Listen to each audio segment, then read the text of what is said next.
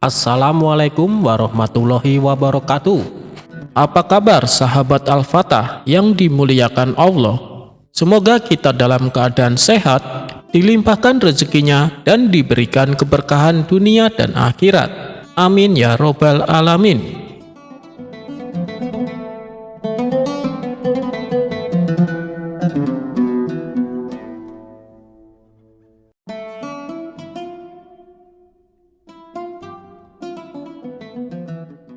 Dikisahkan ada seorang lelaki yang suka sekali berdebat, apalagi kalau mengenai sejarah agama Islam. Tapi anehnya, yang didebatkan adalah perkara yang tidak wajar. Misalnya, lebih luas mana neraka atau surga? Tentu saja pertanyaan tersebut membuat para ulama setempat menjadi kalang kabut dan tak bisa menjawab. Hingga pada suatu hari, ketika Abu Nawas berkumpul dengan kawan-kawannya, datanglah si lelaki menghampiri. Dan kedatangannya kali ini untuk menantang Abu Nawas. Sebenarnya Abu Nawas mengagumi keilmuan orang tersebut. Tapi sayang kepintarannya itu bukan untuk syiar agama, melainkan hanya untuk berdebat. Setelah berada di dekat Abu Nawas, lelaki itu membuka percakapan. "Wahai Abu Nawas, benarkah iblis itu punya banyak keturunan?" tanya si lelaki. "Oh iya, itu benar," jawab Abu Nawas. "Apa buktinya?" tanyanya kembali.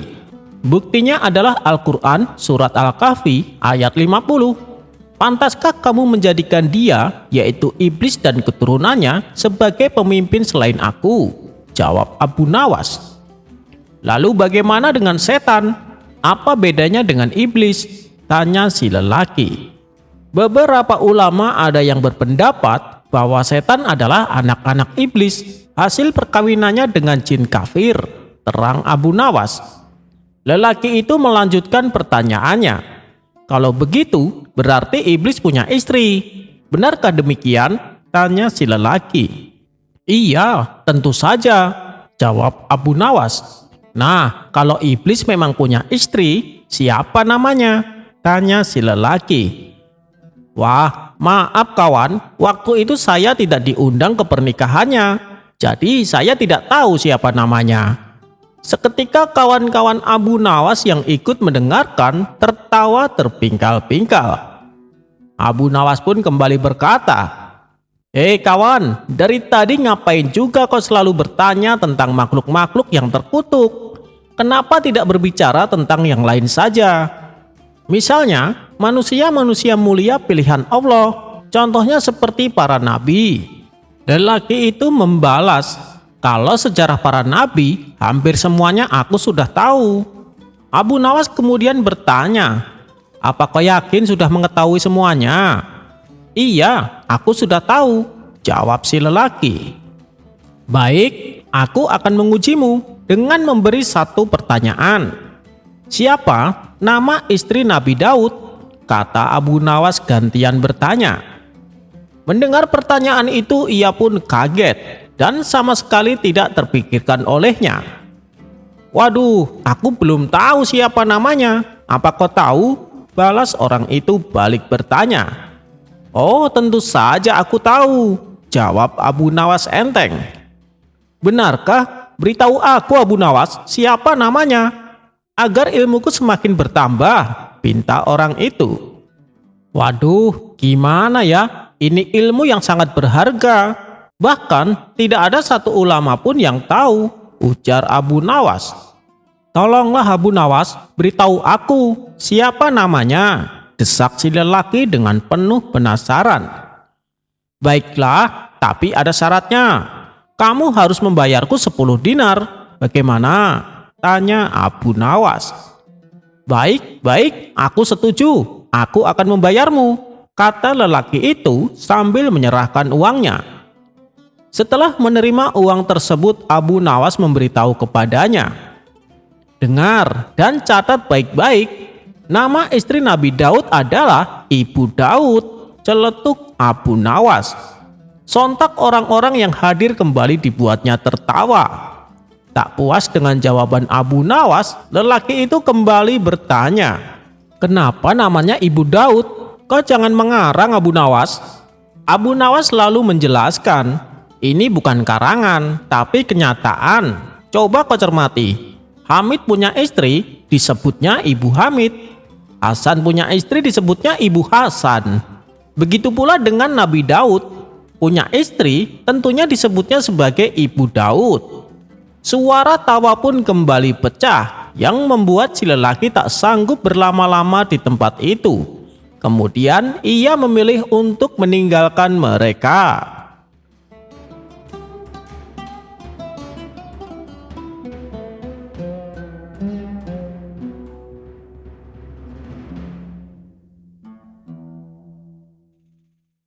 Dikisahkan ada gerombolan perampok yang terkenal sangat sadis dan kejam. Mereka melakukan aksinya di tengah padang gurun pada malam hari. Setiap kali ada rombongan kabilah yang melintasi jalan tersebut, kawanan perampok ini langsung menyergapnya dan menjarah semua harta benda milik para kabilah. Apabila ada yang berani mencoba melawan, maka kawanan perampok ini tak segan-segan untuk membunuhnya. Pada suatu malam, mereka menyergap dan menjarah harta benda salah satu rombongan kabilah. Begitu berhasil mendapatkan harta benda yang lumayan banyak, kawanan perampok ini berencana untuk pulang. Tapi karena waktu sudah larut malam, belum lagi rasa kantuk dan capek yang mereka rasakan, akhirnya mereka memutuskan mencari tempat terdekat untuk istirahat. Setelah berjalan cukup lama, mereka pun melihat sebuah rumah sederhana yang jauh dari pemukiman penduduk. Pemilik rumah ini adalah keluarga yang rajin beribadah. Agar diizinkan untuk menginap, kawanan perampok tersebut menutupi identitasnya. Mereka mengaku sebagai mujahid fisabilillah, yaitu pasukan pejuang perang di jalan Allah. Kehadiran mereka di rumah tersebut disambut hangat oleh tuan rumah. Bahkan mereka langsung disuguhkan hidangan makan malam sebelum mereka beristirahat. Saat kawanan perampok ini selesai makan malam, mereka melihat ada bocah kecil terbaring di tempat tidurnya. "Apakah dia anakmu?" tanya salah satu dari mereka. "Benar tuan, dia anak saya. Dia menderita kelumpuhan pada kakinya. Kami sudah berusaha berobat ke sana kemari, tapi tak kunjung sembuh juga," jawab si tuan rumah. "Oh iya tuan, barangkali tuan sekalian mau menunaikan sholat malam. Akan saya antar ke tempat wudhu," kata si tuan rumah melanjutkan. Tak ingin identitasnya terbongkar, kawanan perampok ini terpaksa berwudu dan melakukan sholat malam layaknya seperti yang dilakukan oleh pejuang fisabilillah. Si tuan rumah ini bukan hanya rajin ibadah, tapi ia juga selalu berprasangka baik kepada siapapun. Ia sama sekali tidak menaruh curiga bila tamunya adalah kawanan perampok. Ia percaya kalau tamunya yang datang adalah pejuang fisabilillah. Bahkan bekas sisa air wudhu yang dipakai oleh para perampok ia kumpulkan di sebuah wadah. Dengan mengharap keberkahan dari mereka, lalu air tersebut ia basuhkan di kedua kaki anaknya yang sedang menderita kelumpuhan. Setelah menjelang pagi hari, kawanan perampok tersebut pamit pulang kepada si tuan rumah. Singkat cerita, beberapa hari kemudian kawanan perampok ini kembali melakukan aksinya. Mereka menyergap dan merampok rombongan kabilah yang sedang melintas di tengah padang gurun. Begitu selesai dengan aksinya, sebelum pulang mereka kembali mendatangi rumah yang tempo hari digunakan untuk menginap. Setelah sampai di depan rumah, ketua perampok mengetuk pintunya dan mengucapkan salam. Lalu terdengar suara jawaban dari dalam rumah. "Siapa di luar?" tanyanya kemudian. Kami, rombongan pejuang fisabilillah yang tempo hari numpang menginap, jawab ketua perampok. Pintu rumah pun segera dibuka oleh anaknya. Kawanan perampok ini heran dan kaget. Bukankah anak ini yang katanya lumpuh? Kenapa sekarang tiba-tiba bisa berjalan? Belum hilang rasa herannya, tuan rumah dan anaknya langsung mengajak salaman dan menciumi tangan para perampok ini satu persatu. Ketua perampok kemudian bertanya kepada si tuan rumah, "Bukankah kaki anakmu lumpuh? Kenapa sekarang tiba-tiba bisa berjalan?" Dengan wajah tersenyum penuh hormat, si tuan rumah menjawab, "Ini semua berkat pertolongan Allah melalui keberkahan tuan-tuan semua. Tuan semua adalah pejuang fisabilillah. Tentunya tuan semua adalah orang-orang yang mulia. Air bekas wudhu yang dipakai tuan tempo hari, saya basuhkan di kedua kaki anak saya. Alhamdulillah, berkat pertolongan Allah melalui tuan-tuan semua, kaki anak saya sembuh total," kata si tuan rumah menjelaskan. Mendengar penuturan tuan rumah tersebut, para kawanan perampok ini bertambah kaget. Mereka pun langsung menangis dan terharu. "Maafkan kami, sebenarnya kami bukanlah pejuang fisabilillah. Kami perampok yang dikenal kejam dan sadis. Mulai saat ini kami akan bertobat. Kami akan tinggalkan semua perbuatan buruk kami," kata ketua perampok sambil menangis sesenggukan. Atas kejadian itu, mereka akhirnya menjadi pejuang perang fisabilillah sungguhan hingga ajal menjemput mereka. Sifat berprasangka baik yang diterapkan oleh si tuan rumah ini bukan hanya bermanfaat bagi dirinya, tapi juga bermanfaat bagi orang lain. Anaknya bisa sembuh dari kelumpuhan lantaran ia berprasangka baik kepada si perampok. Dan perampok tersebut menjadi bertobat karena sifat berprasangka baik yang selalu diterapkan oleh si tuan rumah. Kisah ini mengandung hikmah bahwa dengan selalu berprasangka baik bukan hanya bermanfaat atau menguntungkan bagi diri kita sendiri, akan tetapi juga bermanfaat bagi orang lain.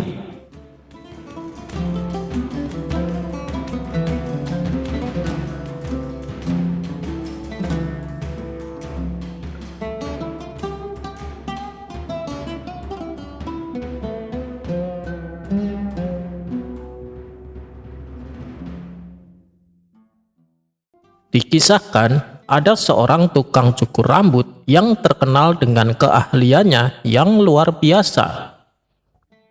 Konon katanya, apabila cukur rambut di tempat itu, yang tadinya berwajah jelek seketika akan menjadi tampan. Kabar ini pun membuat masyarakat Baghdad menjadi gempar.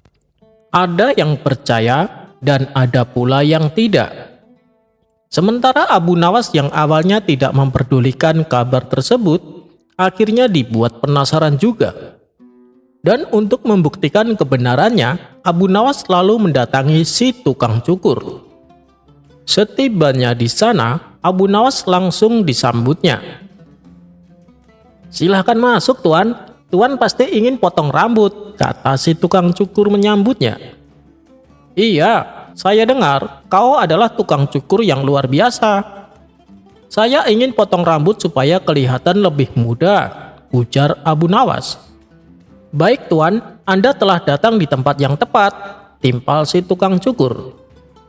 Beberapa saat kemudian, setelah si tukang cukur selesai melakukan tugasnya, lalu ia mempersilahkan Abu Nawas untuk berkaca di cermin yang sudah disediakan. Namun, Abu Nawas tak melihat perubahan pada dirinya. Penampilanku masih terlihat sama. Katanya kalau cukur di sini bisa kembali muda. Hanya rambutku saja yang kini jadi pendek. Tapi muka saya masih terlihat tua," protes Abu Nawas. "Maaf tuan, saya hanya bisa memotong rambut, bukan memotong usia tuan," jawab si tukang cukur. "Iya, tapi kan setidaknya biar kelihatan tampan," balas Abu Nawas tidak terima. "Begini tuan, coba tuan bayangkan saat usia tuan masih muda, dengan rambut seperti ini, bukankah tuan akan kelihatan tampan?" ujar si tukang cukur. Mendengar alasan tersebut, Abu Nawas pun hanya tersenyum. "Benar juga apa yang kau katakan," ucap Abu Nawas dan pergi meninggalkan tukang cukur tersebut.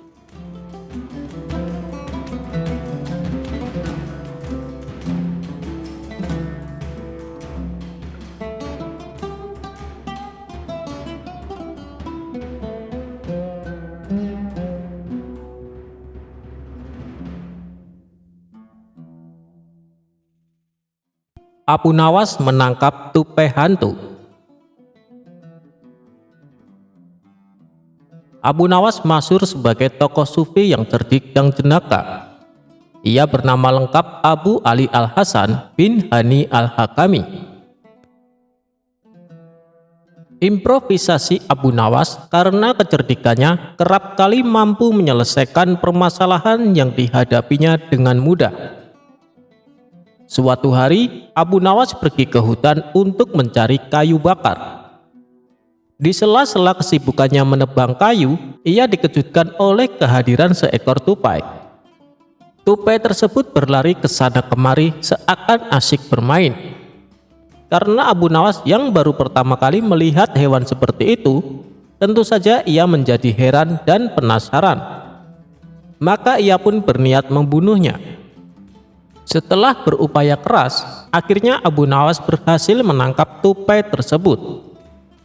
"Hewan ini aneh, aku harus menunjukkan kepada orang-orang," kata Abu Nawas dalam hati. Lantas Abu Nawas menaruh tupai itu di dalam karung dan mengikatnya dengan kuat. Kali ini Abu Nawas pulang lebih cepat. Bahkan ia tidak membawa kayu seperti biasanya. Ia hanya membawa karung berisikan tupai tersebut. Melihat hal itu, istrinya pun heran. "Mana kayunya? Kenapa malah membawa karung?" tanya sang istri. "Wahai istriku, aku punya kabar baik. Tadi, sewaktu aku di hutan, aku menangkap hewan langka dan aneh. Sekarang hewannya ada di karung ini. Rencananya, aku akan memanggil penduduk kampung dan memperlihatkan hewan ini. Semoga mereka mengenalinya, lalu aku akan menjualnya dengan harga tinggi," jawab Abu Nawas. Ucapan Abu Nawas membuat sang istri penasaran dan ingin membuka karung tersebut. "Jangan dibuka, nanti dia bisa kabur," sahut Abu Nawas. Selanjutnya Abu Nawas berpesan kepada istrinya, "Aku akan pergi memanggil orang-orang agar datang kemari. Awas, jangan sampai dibuka karungnya ya," pesan Abu Nawas kepada istrinya. Setelah Abu Nawas pergi, sang istri sangat penasaran, ingin mengetahui hewan apa yang ada di dalam karung itu. "Aku akan melihatnya sebentar lagian suamiku juga tidak akan tahu," kata istrinya dalam hati. Ketika talinya dilepas dan membuka karungnya, tupai itu langsung meloncat keluar. Hanya dengan sekejap mata, tupai itu berlari keluar rumah. Istri Abu Nawas pun bingung, apa yang harus dilakukan? Seandainya Abu Nawas tahu, pasti ia akan kena marah. Setelah lama berpikir, istri Abu Nawas tak menemukan cara, kecuali menaruh butiran gandum ke dalam karung dan mengikatnya kembali seperti semula. Sang istri mengira Abu Nawas tidak akan datang bersama siapapun. Dengan begitu, urusannya pun selesai. Selang beberapa saat kemudian, Abu Nawas disertai tokoh masyarakat termasuk wakil hakim dan beberapa orang lainnya datang untuk melihat fenomena langka ini. Abu Nawas pun mempersilahkan mereka masuk ke rumahnya. Sang istri tak menyangka kalau Abu Nawas membawa tamu sebanyak ini.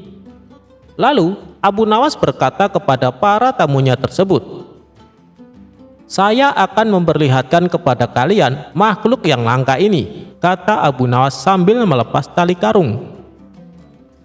Orang-orang yang hadir menyimaknya dengan seksama, dan mereka mulai memperhatikan karung tersebut. Namun ketika karungnya dibuka, ternyata isinya biji gandum. Hal ini membuat Abu Nawas terkejut. "Padahal aku mengundang mereka untuk sesuatu yang aneh," pikirnya. Tapi Abu Nawas tidak kehilangan akal. Ia kemudian berkata kepada mereka yang hadir, "Apakah kalian tahu berapa banyak manfaat dari makhluk ini?" kata Abu Nawas. "Maksudmu butiran gandum, Abu Nawas?" tanya mereka. "Oh iya, betul sekali. Aku berhasil mengumpulkan butiran gandum yang dibuang orang-orang di depan rumahku sampai terkumpul beberapa kilogram," jawab Abu Nawas.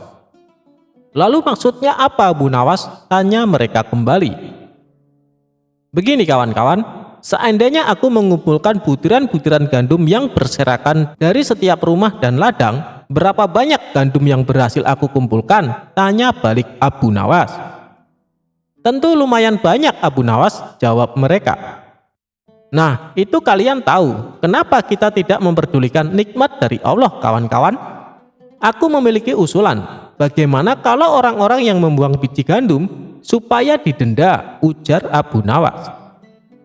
"Ya, benar sekali. Aku setuju, Abu Nawas. Dengan begitu, kita tidak akan mengeluh kekurangan gandum." "Baiklah Abu Nawas, kita akan menyampaikan usulanmu kepada hakim," kata mereka serempak. Akhirnya Abu Nawas lega karena dirinya berhasil lolos dari rasa malu. Tapi ia masih bingung, bagaimana mungkin seekor hewan bisa berubah jadi biji gandum. Pada hari berikutnya, seperti biasa Abu Nawas pergi mencari kayu di hutan. Di sana ia kembali melihat seekor tupai yang sedang berlari. "Dasar binatang hantu, bagaimana kau bisa menjelma menjadi gandum?" kata Abu Nawas dengan kesal. Demikianlah kisah kelucuan Abu Nawas, semoga bermanfaat.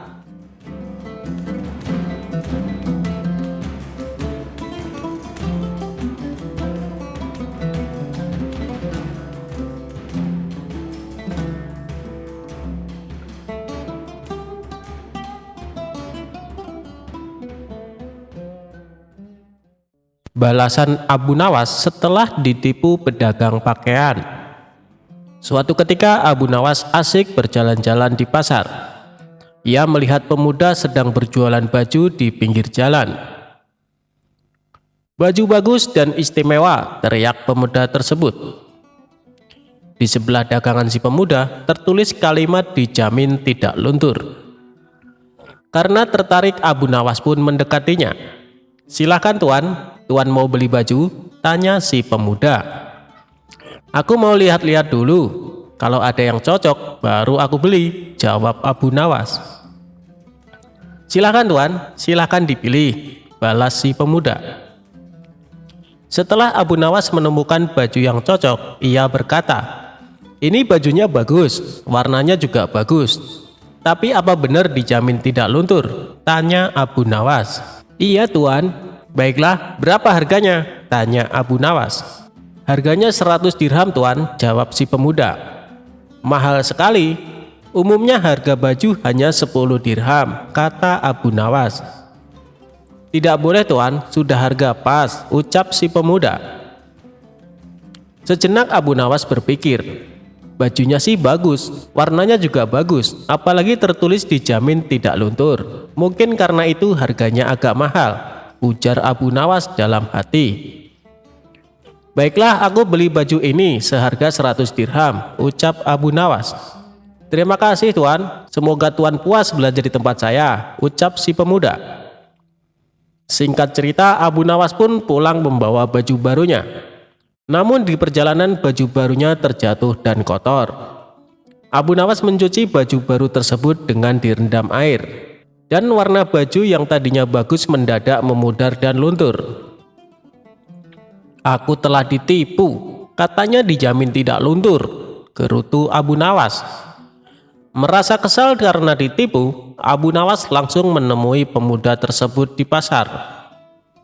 "Hei pemuda, ternyata kau penipu," hardik Abu Nawas. "Memangnya saya menipu apa tuan?" kata pemuda itu berkilah. "Kamu bilang dijamin tidak luntur, tapi baru direndam ternyata luntur," tutur Abu Nawas. "Saya tidak bilang dijamin tidak luntur, Anda sendiri yang mengatakan begitu," kata penjual tersebut. "Tapi saya mengatakan itu karena saya membaca tulisan yang ada di samping baju-baju jualanmu itu," protes Abu Nawas. "Oh, kalau itu berarti Anda salah baca tuan. Anda membaca dari kiri ke kanan. Kalau kita kan orang Arab tuan, bacanya dari kanan ke kiri, luntur tidak dijamin, kata si pemuda menjelaskan. Abu Nawas tak menyangkal perkataan si pemuda. Ia kembali ke rumah dengan perasaan dongkol. Akan kubalas kau nanti, gerutu Abu Nawas. Di rumah Abu Nawas mencari cara agar bisa membalas perbuatan pemuda tersebut. Esok paginya Abu Nawas pergi ke pasar dan berjualan kipas di samping tempat berjualan si pemuda. Kipas silahkan dipilih. Kipas bagus dan awet sampai 100 tahun, teriak Abu Nawas. Berhubung saat itu cuaca lagi panas, pemuda itu mendekati Abu Nawas. Berapa harga kipasnya tuan? Tanya si pemuda. Oh, murah sekali, hanya 100 dirham, jawab Abu Nawas. Apa 100 dirham Anda bilang murah? Di mana-mana harga kipas cuma 1 dirham tuan, balas si pemuda. Ini kan bukan kipas biasa pemuda, kipas ini tidak akan rusak sampai 100 tahun, kata Abu Nawas. Sejenak pemuda itu terdiam. Kalau sampai bertahan selama 100 tahun, tidak ada salahnya harga mahal, pikir si pemuda tersebut. Baiklah tuan, saya beli 1, kata pemuda itu. Setelah transaksi selesai, Abu Nawas buru-buru pulang dengan membawa uang 100 dirham uang penjualan kipasnya. Sementara si pemuda yang kepanasan segera menggunakan kipasnya, dan baru beberapa menit kipasnya mendadak rusak. Dasar, aku ditipu, ujar si pemuda geram. Ia pun pergi ke rumah Abu Nawas untuk meminta ganti rugi.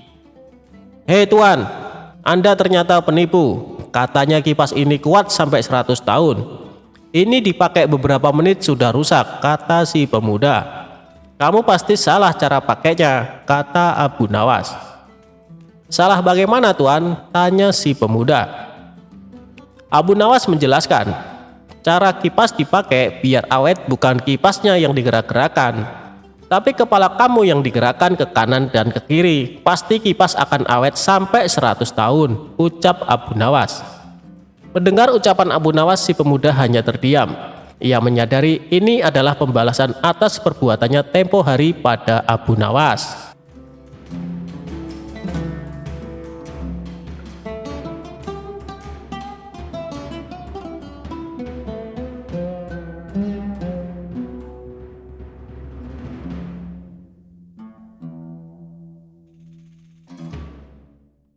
Seringnya Abu Nawas pulang larut malam membuat istrinya menjadi geram.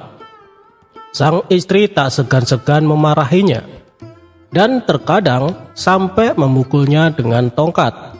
Akan tetapi semua itu tak membuat Abu Nawas jera. Akhirnya sang istri menggunakan cara lain. Cara tersebut adalah mengunci pintu rumahnya dan membiarkan Abu Nawas tidur di luar. Meskipun begitu, sang istri merupakan sosok orang yang sangat penyayang. Pada suatu hari, Abu Nawas dipanggil ke istana menghadap Baginda Raja. Setibanya di sana, Baginda Raja menyambutnya dengan mempersilahkan duduk. Kemudian Abu Nawas bertanya, "Wahai Paduka yang mulia, ada gerangan apa Paduka memanggil hamba?" Baginda Raja menjawab, "Kemarin, waktu aku di negeri sahabatku, aku diberi teka-teki yang sulit. Sampai sekarang, aku masih tidak tahu apa jawaban dari teka-teki tersebut," kata Baginda Raja. "Oh, cuman karena itu," balas Abu Nawas. "Memangnya kamu bisa menjawabnya?" tanya Baginda Raja. "Teka-tekinya saja saya tidak tahu. Bagaimana saya bisa menjawab? Coba Paduka beritahu saya apa teka-tekinya," pinta Abu Nawas. "Kamu serius bisa menjawab Abu Nawas? Kalau jawabanmu benar, aku akan memberimu hadiah. Tapi jika jawabannya salah, kau akan saya hukum," tegas Baginda Raja. "Insya Allah saya bisa Paduka," saut Abu Nawas. "Baiklah, teka-tekinya adalah sebagai berikut. Apa yang bisa membuat orang sedih di saat bahagia dan membuat orang bahagia di saat sedih?" Sejenak Abu Nawas terdiam. Ia tampak serius mencari jawaban atas teka-teki tersebut. Tiba-tiba terlintas di benak Abu Nawas sosok bayangan istrinya yang suka marah-marah. Ia pun tersenyum dan berkata kepada Baginda Raja, "Aku sudah tahu jawabannya, Paduka," kata Abu Nawas memberitahu. "Oh, apa jawabannya?" tanya Raja penasaran. "Jawabannya adalah istri saya, Paduka," terang Abu Nawas. Baginda Raja heran dan bertanya, "Bisa kau jelaskan dengan jawabanmu itu?" Abu Nawas membalas, "Sebab di saat saya sedang bahagia kumpul bersama kawan-kawan, tiba-tiba dia datang dan memukul pakai tongkat dan menyuruhku untuk segera pulang. Dia itu membuatku sedih di saat bahagia. Tapi di saat itu aku juga merasa bahagia karena bersamaan dengan kedatangan istri saya, Tuan Hamid juga datang untuk menagih hutangnya padaku," jelas Abu Nawas. Spontan Baginda Raja tertawa terpingkal-pingkal mendengar jawaban Abu Nawas. Ia pun diberi hadiah oleh Baginda Raja sejumlah pundi-pundi uang. "Hei Abu Nawas, jangan lupa lunasi hutangmu," kata Baginda Raja sambil terus tertawa.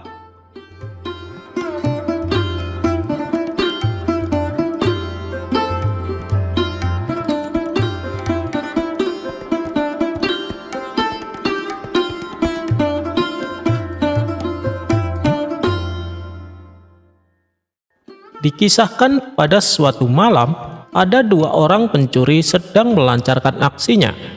Mereka mencuri buah kurma di sebuah kebun milik penduduk setempat. Karena mereka berdua sangat lihai, hanya dalam waktu singkat, dengan mudahnya mereka mampu mengumpulkan sekarung buah kurma. Setelah berhasil mencuri buah kurma, mereka segera berlari ke arah kuburan untuk menghilangkan jejak. Tatkala hampir mencapai gerbang kuburan, salah satu pencuri tersandung dan terguling-guling. Akibatnya, dua buah kurma terlontar dari karung, jatuh tepat di depan gerbang kuburan. Tapi, karena terburu-buru, mereka pun meninggalkannya begitu saja. Dua pencuri ini langsung masuk ke tengah kuburan untuk bersembunyi. Ketika dirasa sudah aman, kedua pencuri ini mulai membagi hasil curiannya. "Kamu satu, aku satu, kamu satu, aku satu," begitu seterusnya. Saat kedua pencuri ini sedang sibuk menghitung bagiannya, lewatlah Abu Jahal mendengar ada suara aneh dari tengah kuburan. Antara kaget, takut, dan ngeri seketika dirasakan oleh Abu Jahal. Ia pun mempercepat langkahnya meninggalkan kuburan sambil mulutnya komat-kamit membaca doa. Saat di tengah perjalanan pulang, Abu Jahal berpapasan dengan Abu Nawas yang kebetulan juga sedang jalan sendirian. "Hei Abu Jahal, kamu kenapa terlihat ketakutan begitu?" tanya Abu Nawas. "Tadi, waktu aku lewat kuburan, aku mendengar suara mengerikan, Abu Nawas," jawab Abu Jahal terbata-bata. "Ah, mungkin itu hanya perasaanmu saja, Abu Jahal," ujar Abu Nawas. "Tidak, Abu Nawas, aku jelas-jelas mendengarnya. Kalau kau tidak percaya, ayo aku antar kamu ke sana," timpal Abu Jahal. Karena penasaran, Abu Nawas menuruti ajakan Abu Jahal. Setelah sampai di depan gerbang kuburan, Abu Nawas mendengar suara yang diceritakan oleh Abu Jahal. "Kamu satu, aku satu, kamu satu, aku satu." Abu Nawas semakin penasaran dibuatnya. Ia pun mengintip area tengah kuburan dari luar pintu gerbang. Namun, karena kondisi gelap sehingga tidak kelihatan siapa yang berucap itu. "Hei Abu Nawas, apa mungkin itu suara malaikat maut dan malaikat kuburan? Mereka sedang bagi-bagi jatah jiwa manusia," ucap Abu Jahal. "Aku sendiri tidak tahu," jawab Abu Nawas. Tidak lama kemudian, terdengar lagi suara dari tengah kuburan. "Nah, sudah selesai. Sekarang tinggal dua yang ada di luar gerbang. Siapa yang mau ambil, kamu atau aku?" "Biar aku saja," jawab suara yang lain. Mendengar hal itu, Abu Jahal dan Abu Nawas yang kebetulan sedang berada di luar gerbang kuburan terkejut bukan main. "Jangan-jangan yang mereka maksud adalah kita, Abu Nawas," kata Abu Jahal ketakutan. "Benar juga, Abu Jahal, ayo kita lari," teriak Abu Nawas. Keduanya pun langsung kabur terbirit-birit dengan penuh ketakutan karena mengira suara itu dari malaikat maut yang menghampirinya. Tak lama kemudian, muncullah salah satu pencuri menuju gerbang untuk mengambil 2 kurma yang jatuh sewaktu mereka masuk ke dalam kuburan. Itu tadi kisah lucu Abu Nawas dan pencuri kurma. Kukira Abu Nawas dan Abu Jahal mau menangkap pencuri tersebut. Ternyata keduanya malah kabur ketakutan.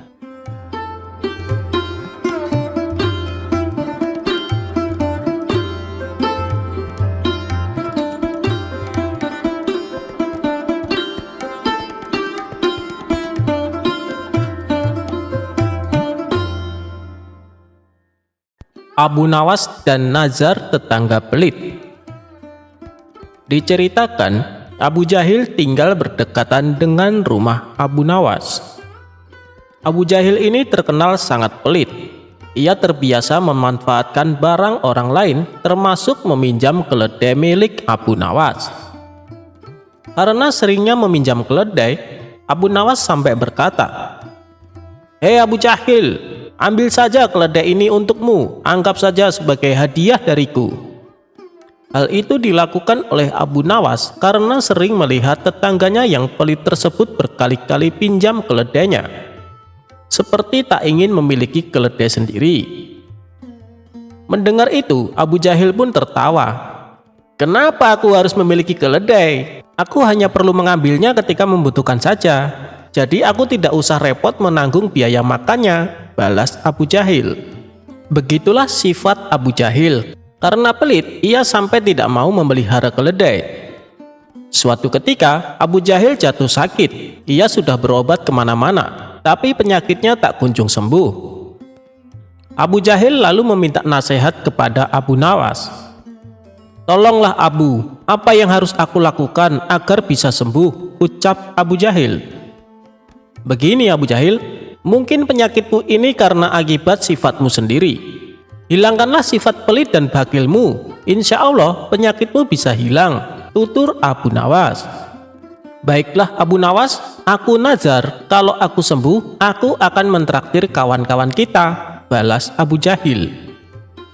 Tidak berselang lama, Abu Jahil sembuh dari sakitnya dan menemui Abu Nawas. "Kamu sudah sembuh Abu Jahil?" tanya Abu Nawas. "Alhamdulillah Abu Nawas, dan aku berniat melaksanakan nazar dengan mengundang kawan-kawan kita makan," jawab Abu Jahil. Kemudian dengan ditemani Abu Nawas, Abu Jahil berkeliling kampung untuk mengundang kawan-kawannya. Setelah malam tiba, kawan-kawannya sempat ragu untuk datang sebab mereka tahu Abu Jahil sangat pelit. Namun Abu Nawas meyakinkan mereka kalau kali ini Abu Jahil benar-benar akan mentraktir mereka makan. Ini merupakan suatu nazar yang diucapkan sewaktu sakit, kata Abu Nawas. Maka mereka pun bersedia mendatangi undangan Abu Jahil. Dan di sana mereka melihat berbagai macam hidangan lezat sudah tersedia di meja makan. Tidak lama kemudian Abu Jahil datang dan duduk di kursi yang sudah disediakan. Untuk menghormati tuan rumah, mereka menunggu Abu Jahil yang mengambilnya terlebih dahulu. Ketika mencicipi daging sapi, ia langsung berteriak, "Hei pelayan, kenapa masakan daging sapi ini tidak dikasih garam? Masukkan lagi ke dalam," perintah Abu Jahil. Si pelayan segera mengambil daging sapi dan membawanya masuk. Kemudian Abu Jahil mencicipi masakan ayam kalkun. "Hei pelayan, kenapa masakan daging kalkun ini kebanyakan kecap dan membuat rasanya tidak enak? Masukkan kembali ke dalam," perintah Abu Jahil. Si pelayan kembali mengambil masakan ayam kalkun dan membawanya masuk. Begitulah seterusnya, satu persatu hidangannya lenyap dari meja makan. Abu Nawas dan kawan-kawan merasa kecewa karena merasa dipermainkan oleh Abu Jahil. Kini di meja tersisa satu hidangan. yaitu hidangan daging burung puyuh kesukaan Abu Nawas. Ketika hendak mencicipinya, Abu Nawas langsung mencegahnya. "Hei Abu Jahil, apa kau tidak tahu? Daging puyuh kalau dimakan suka bergerak-gerak. Saya khawatir kalau itu mengandung racun." Mendengar itu, Abu Jahil langsung merinding. "Apa iya Abu Nawas? Jangan kau mengada-ngada. Silahkan coba sendiri kalau tidak percaya," balas Abu Nawas. Abu Jahil menjadi ragu mencicipi masakan daging burung puyuh. Ia pun menyuruh Abu Nawas mencicipinya. Namun Abu Nawas mengajak kawan-kawannya untuk bersama menyantap hidangan burung puyuh. Dan tak terasa, masakan habis tak tersisa. Sementara Abu Jahil hanya melihat itu semua. "Hei Abu Nawas, kau bilang burung puyuhnya bergerak-gerak. Mana buktinya?" kata Abu Jahil. "Hei Abu Jahil, coba kau perhatikan mulutku. Bukannya dia bergerak-gerak saat aku punya," jawab Abu Nawas. "Kalau itu sih semua makanan bergerak-gerak. Maksudku, daging burung puyuhnya bisa bergerak-gerak sendiri," tanya Abu Jahil. "Yang bilang bisa bergerak sendiri siapa?" kata Abu Nawas. "Kan aku bilang daging puyuh kalau dimakan bisa bergerak-gerak," sambung Abu Nawas. Akhirnya Abu Nawas dan kawan-kawannya pulang dengan keadaan perut kenyang. Sementara Abu Jahil merasa rugi karena memberikan makanan kepada Abu Nawas dan kawan-kawannya. "Kalau orang pelit harus disiasati biar kapok," kata Abu Nawas. Dan mereka pun tertawa terpingkal-pingkal.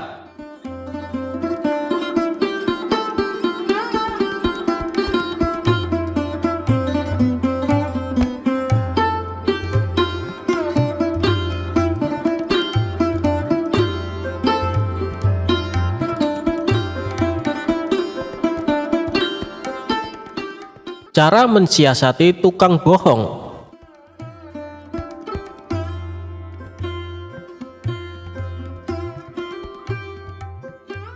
Kawan-kawan Abu Nawas merencanakan akan mengadakan perjalanan wisata ke hutan. Tetapi tanpa keikutsertaan Abu Nawas, perjalanan akan terasa memenatkan dan membosankan. Sehingga mereka beramai-ramai pergi ke rumah Abu Nawas untuk mengajaknya ikut serta. Abu Nawas tidak keberatan. Mereka berangkat dengan mengendarai keledai masing-masing sambil bercengkrama. Tak terasa, mereka telah menempuh hampir separuh perjalanan. Kini mereka tiba di pertigaan jalan yang jauh dari perumahan penduduk. Mereka berhenti karena mereka ragu-ragu. Setahu mereka, kedua jalan itu memang menuju ke hutan, tetapi hutan yang mereka tuju adalah hutan wisata, bukan hutan yang dihuni binatang-binatang buas yang justru akan membahayakan jiwa mereka. Abu Nawas hanya bisa menyarankan untuk tidak meneruskan perjalanan, karena bila salah pilih, maka mereka semua tak akan pernah bisa kembali. Bukankah lebih bijaksana bila kita meninggalkan sesuatu yang meragukan? Tetapi salah seorang dari mereka tiba-tiba berkata, "Aku mempunyai 2 orang sahabat yang tinggal dekat semak-semak sebelah sana. Mereka adalah saudara kembar. Tak ada seorang pun yang bisa membedakan keduanya, karena rupa mereka begitu mirip. Yang satu selalu berkata jujur, sedangkan yang lainnya selalu berkata bohong. Dan mereka adalah orang-orang aneh, karena mereka hanya mau menjawab satu pertanyaan saja. Apakah engkau mengenali salah satu dari mereka yang selalu berkata benar?" tanya Abu Nawas. "Tidak," jawab kawan Abu Nawas singkat. "Baiklah kalau begitu kita beristirahat sejenak," usul Abu Nawas. Abu Nawas makan daging dengan madu bersama kawan-kawannya. Seusai makan, mereka berangkat menuju ke rumah yang dihuni 2 orang kembar bersaudara. Setelah pintu dibuka, maka keluarlah salah seorang dari 2 orang kembar bersaudara itu. "Maaf, aku sangat sibuk hari ini. Engkau hanya boleh mengajukan 1 pertanyaan saja, tidak boleh lebih," katanya. Kemudian Abu Nawas menghampiri orang itu dan berbisik. Orang itu pun juga menjawab dengan cara berbisik pula kepada Abu Nawas. Abu Nawas mengucapkan terima kasih dan segera memohon diri.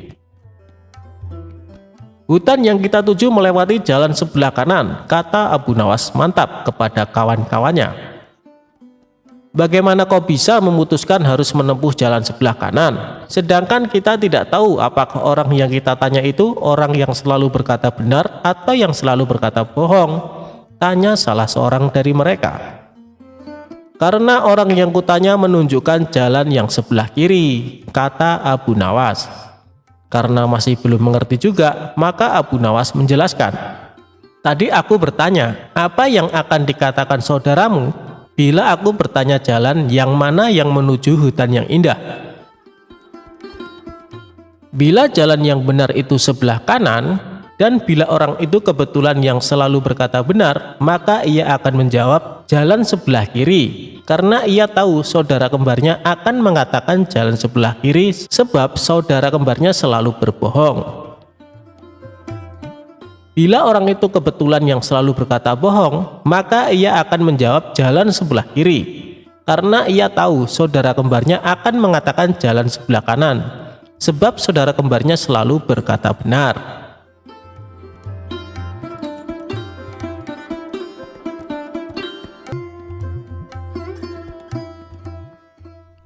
Sosok Abu Nawas memang identik dengan kisahnya yang mampu mengocok perut. Sejumlah tingkah Abu Nawas juga kerap membuat sang raja kala itu terpingkal terbahak-bahak. Selain itu, Abu Nawas memang bukan orang kaya raya. Lebih tepatnya ia hanya keluarga yang sederhana. Untuk memenuhi kebutuhan pokoknya sehari-hari bisa saja dikatakan sangat tercukupi. Apalagi untuk kebutuhan mewah, Abu Nawas tentu belum bisa merasakannya. Abu Nawas tidak mempunyai barang mewah dan makanan mewah di rumahnya. Semua serba cukup dalam kadar yang sederhana.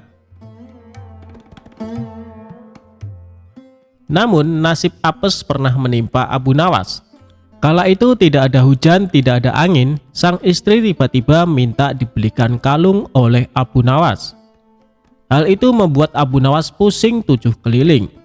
Bagaimana mungkin bisa ia memenuhi keinginan istrinya? Sedangkan untuk makan mewah saja ia tidak mampu, apalagi membelikan perhiasan kalung. "Wahai istriku, maafkan saya tidak mungkin bisa menyanggupi keinginanmu. Kan kamu tahu sendiri, kita adalah keluarga sederhana, yang hidupnya hanya pas-pasan," kata Abu Nawas dengan lemah lembut. Namun keputusan Abu Nawas itu ternyata membuat istrinya tidak terima, karena ia sangat menginginkan perhiasan kalung.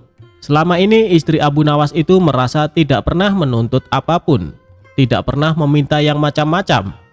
Ia ingin satu kali ini saja permintaannya dituruti, entah bagaimana caranya.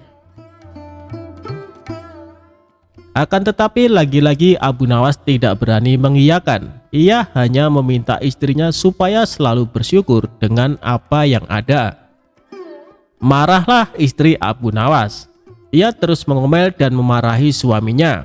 Tak tahan dengan omelan sang istri, Abu Nawas lalu pergi meninggalkan rumah.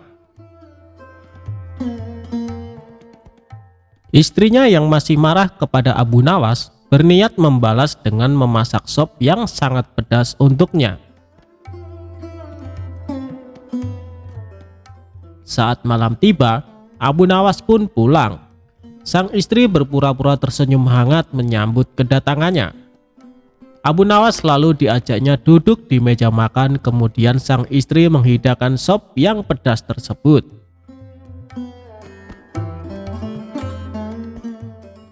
Melihat sikap istrinya yang sudah tidak marah lagi, Abu Nawas tersenyum ceria. "Kamu memang istriku yang sangat soleha," puji Abu Nawas. Tapi sungguh malang sang istri. Ia lupa jebakannya sendiri. Ia menyendok sop pedas itu ke dalam piringnya dan memakannya. Air mata pun seketika meleleh di kedua pipinya karena rasa pedas yang luar biasa. Abu Nawas seketika itu kaget dan heran melihat istrinya tiba-tiba menangis sesenggukan. "Kenapa kamu menangis, wahai istriku?" tanya Abu Nawas khawatir.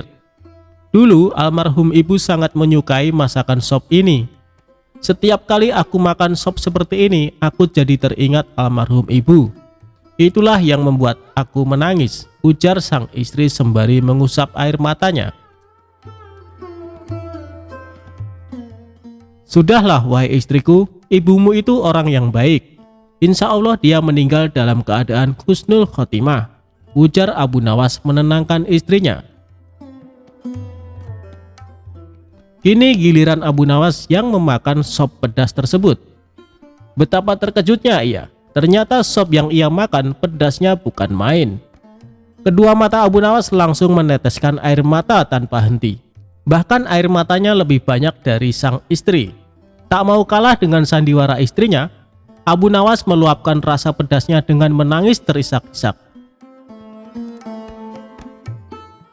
"Kenapa kamu menangis wahai suamiku?" tanya istri keheranan. "Aku juga teringat almarhum ibu kamu. Kenapa dia mati meninggalkanmu tanpa mengajak dirimu?" jawab Abu Nawas. Mendengar jawaban Abu Nawas itu, sang istri yang tadinya jengkel mendadak tertawa terpingkal-pingkal. Keduanya akhirnya rukun dan mesra kembali.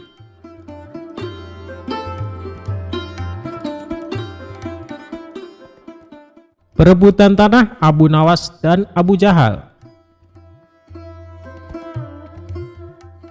Dikisahkan, Abu Nawas mempunyai tetangga yang licik. Dia adalah Abu Jahal. Abu Jahal mempunyai kebun yang ditanami berbagai macam buah-buahan. Kebunnya ini berdekatan dengan kebun milik Abu Nawas. Antara kebun Abu Jahal dan kebun milik Abu Nawas hanya dibatasi oleh tumpukan batu. Abu Jahal berkeinginan menambah luas area kebunnya. Ia pun berpikir keras agar keinginannya terwujud. Hal ini sampai membuat Abu Jahal susah tidur. Tiba-tiba terlintas pikiran jahat di benaknya. "Aku harus melakukannya. Sekarang mumpung waktunya sudah malam," pikir Abu Jahal. Di tengah malam gelap gulita, Abu Jahal langsung pergi menuju kebun miliknya. Dia mencari pembatas tumpukan batu yang menjadi pemisah antara kebunnya dan kebun milik Abu Nawas. Setelah menemukannya, dia mulai mengangkat satu persatu batunya, lalu dia memindahkan di area kebun milik Abu Nawas. Dengan begitu, luas kebun milik Abu Jahal menjadi bertambah luas. Setelah selesai, dia kembali pulang ke rumahnya dengan sembunyi-sembunyi, dan dia senang dengan apa yang dilakukannya. Selama beberapa hari, Abu Nawas tak menyadari dengan perbuatan Abu Jahal. Ia masih santai menanam buah-buahan di area yang telah dicuri Abu Jahal. Seiring berjalannya waktu, buah yang ditanami Abu Nawas kini berbuah. Buahnya besar-besar dan segar. Melihat hal itu, Abu Jahal senang bukan kepalang. Ia pun segera memanen tanaman buah tersebut. Tidak berapa lama datanglah Abu Nawas. Ia sangat terkejut melihat Abu Jahal memanen tanaman buah miliknya. "Hei Abu Jahal, apa yang kamu lakukan?" seru Abu Nawas. "Aku sedang memanen buah yang ada di kebunku," jawab Abu Jahal. "Apa kau bilang? Ini masih area kebunku Abu Jahal," balas Abu Nawas. "Hei Abu Nawas, kamu mengigau ya? Coba kau lihat batu pembatasnya," tegas Abu Jahal. Sejenak Abu Nawas terdiam. Kenapa tumpukan batunya bisa pindah ya? Atau aku yang kurang teliti, pikir Abu Nawas. Tapi kan buah itu aku yang menanamnya, Abu Jahal, ucap Abu Nawas. Itu sih salahmu sendiri, kenapa menanam buah di area kebunku? Berarti ini adalah milikku, sahut Abu Jahal. Kurang ajar, ini pasti ada yang tidak beres, kata Abu Nawas dalam hati. Hei Abu Jahal, kamu pasti memindahkan tumpukan batu itu kan? Tanya Abu Nawas geram. Jangan fitnah kamu, aku bisa mengadukannya kepada Tuan Hakim, balas Abu Jahal menggertak. Ayo kita selesaikan masalah ini di depan Tuan Hakim, timbal Abu Nawas. Maka keduanya menghadap Tuan Hakim. Di hadapan Tuan Hakim, antara Abu Nawas dan Abu Jahal saling mengadukan masalahnya. Setelah mendengar penuturan dari kedua belah pihak, Tuan Hakim pun berkata, "Jujur saja saya sangat bingung siapa di antara kalian yang benar. Tapi sepertinya aku lebih percaya Abu Jahal." "Kenapa Tuan Hakim begitu mudah memutuskan hal itu? Anda adalah hakim yang terkenal bijak. Harusnya Anda lebih berhati-hati dalam memutuskan," balas Abu Nawas tidak terima. "Sudahlah Abu Nawas, terima saja keputusan hakim. Toh area kebunmu masih juga luas," ucap Abu Jahal. "Enak saja kamu bicara. Kamu telah mencuri lahanku. Kamu sengaja memindahkan tumpukan batu yang menjadi pembatas," bentak Abu Nawas. "Saya harap kalian berdua diam. Apa yang akan saya putuskan tidak bisa diganggu gugat. Dan keputusan saya adalah tanah yang kamu tanami buah adalah milik Abu Jahal," kata Tuan Hakim memutuskan. Mendengar hal itu, Abu Jahal merasa sangat senang. "Terima kasih Tuan Hakim, Anda adalah hakim yang paling bijak yang pernah saya kenal," sahut Abu Jahal. Sementara Abu Nawas hanya bisa pasrah menerima keputusan tersebut. "Asik, sekarang aku punya kebun lebih luas dari Abu Nawas," batin Abu Jahal kegirangan. "Oh iya, Abu Jahal, berapa luas kebunmu?" tanya Tuan Hakim. "1,5 hektar, Tuan Hakim," jawab Abu Jahal. "Kalau kamu Abu Nawas, berapa luas kebunmu?" tanya Tuan Hakim kembali. "Sebenarnya luas kebun saya 1,5 hektar. Tapi karena setengahnya dicuri sama Abu Jahal, luasnya jadi tinggal 1 hektar, jawab Abu Nawas. "Kalian tahu tidak kenapa saya tanya luas kebun kalian?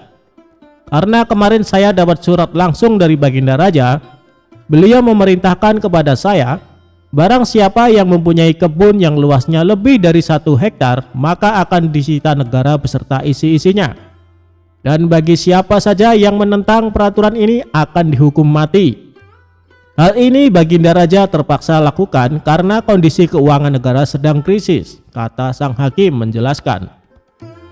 Seketika raut wajah Abu Jahal yang tadinya ceria mendadak berubah menjadi terkejut.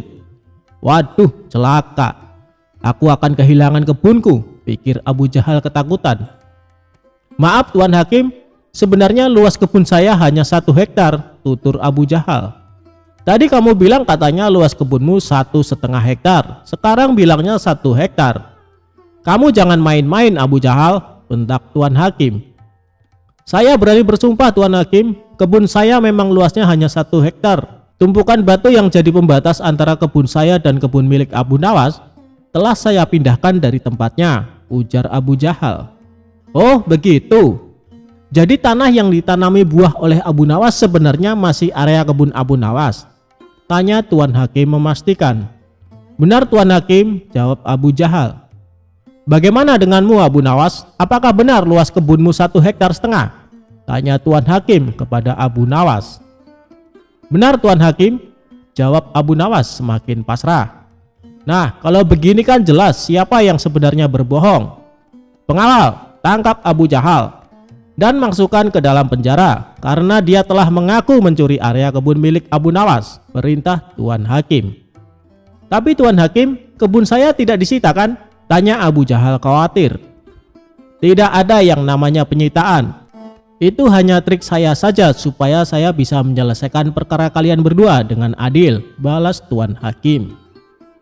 Mendengar hal itu, Abu Jahal langsung terkulai lemas, sementara Abu Nawas tersenyum bahagia karena ia bisa mendapatkan kembali luas kebunnya.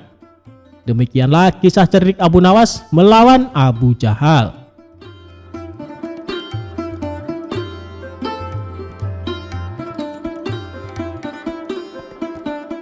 Abu Nawas bunuh diri dengan racun, bukannya mati tapi malah kenyang.